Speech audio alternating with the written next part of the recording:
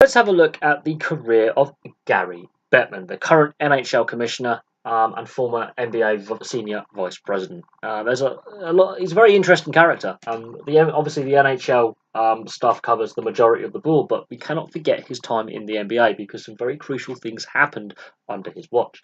He joined the NBA as a lawyer in 1981. He joined the organisation in 1981, and eventually, after several positions in communications and other departments, he became senior vice president of the NBA. It was also during his time at the NBA that the soft salary cap system that the NBA now continues to use today, he was instrumental in getting that salary cap system in place in 1983, and there's been no problems with it since. The NBA is probably the most effective league at using a salary cap in the world, especially a soft cap system, which is very flexible. He was instrumental in getting a salary cap into the NBA.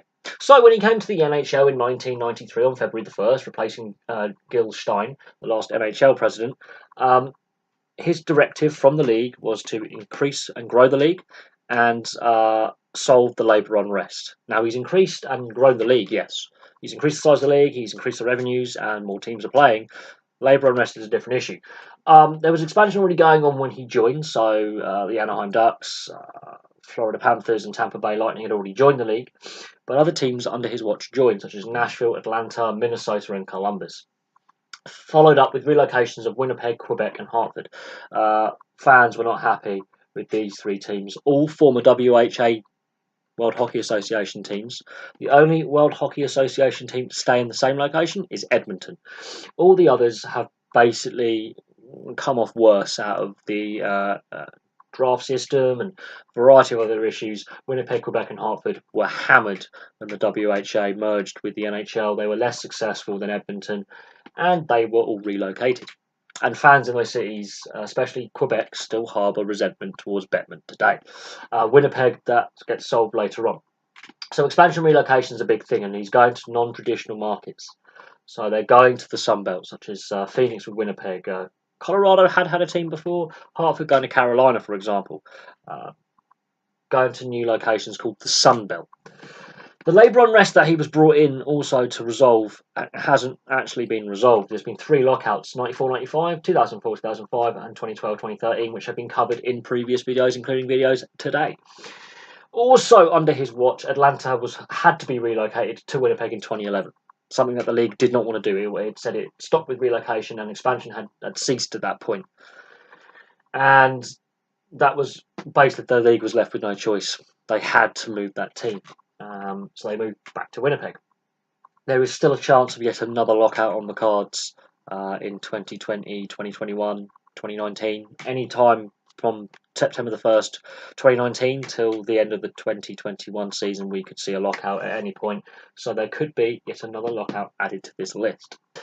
Vegas has now joined the league and Seattle will be joining the league soon. So expansion is back on the cards. And he was instrumental in holding off an expansion for a very long time. Very long time. 17 years without a new team joining the league. Vegas joins, and within 3 years, Seattle joined to make it a 32-team league. So the league has grown massively since Gary Bettman has been in charge as commissioner. Obviously, with great controversy, he has been inducted into the Hockey Hall of Fame. Yeah, not all fans are happy with that. But here's something that is very, very interesting. NHL revenues when he took over in 93 was at 400 million. 400 million. At the beginning of this decade, he increased the revenues, and this is not including all the expansion fees that Vegas and Seattle have given, and the massive surge of interest over the last couple of years. He's grown the revenues. This is pre-tax, mind. So this is not car classing losses that the NHL has, but the revenues coming in, not the outgoings. He's grown it from 400 million to $3 billion in his first decade in charge. Obviously, we're now towards the end of his second decade in charge, or past the second decade now. There's a reason why Gary Bettman is loved and hated. The NBA, there isn't much hatred towards Gary Bettman in the NBA. There isn't. The salary cap system, as I said, is still in place. It hasn't changed since he introduced it in 1983. The issues is where the dislike of Gary Bettman comes from is the relocation of these teams, the massive labour unrest, and possibly that Hockey Hall of Fame induction before he's retired as commissioner. The mid-90s, he was a figure of hate for many in Canada and Connecticut because of the relocation of these three former WHA franchises that had actually been hammered in the 80s because of being in the WHA. They were seen to be as punished, and Winnipeg was the worst punished. Quebec just had a bad team by the end. They weren't moved because they didn't have fans. They were moved because the Canadian dollar crashed, and it was more expensive to run a team. And Hartford, they were playing in a bloody shopping mall. So they were relocated, but the fans didn't want the teams to go. It wasn't as if they didn't have fans.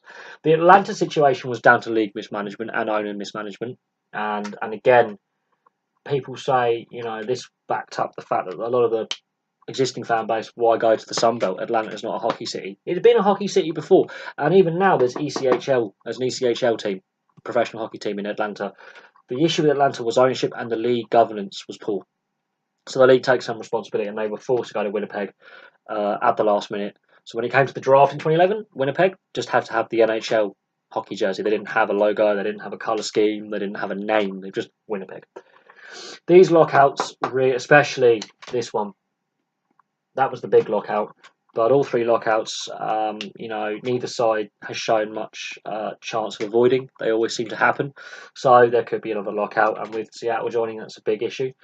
Not all fans were sold on Vegas, but Vegas were a very, very good side last year. And Seattle are going to go be a good team as well. So yeah, there is some hatred of Bettman. It's not all his fault.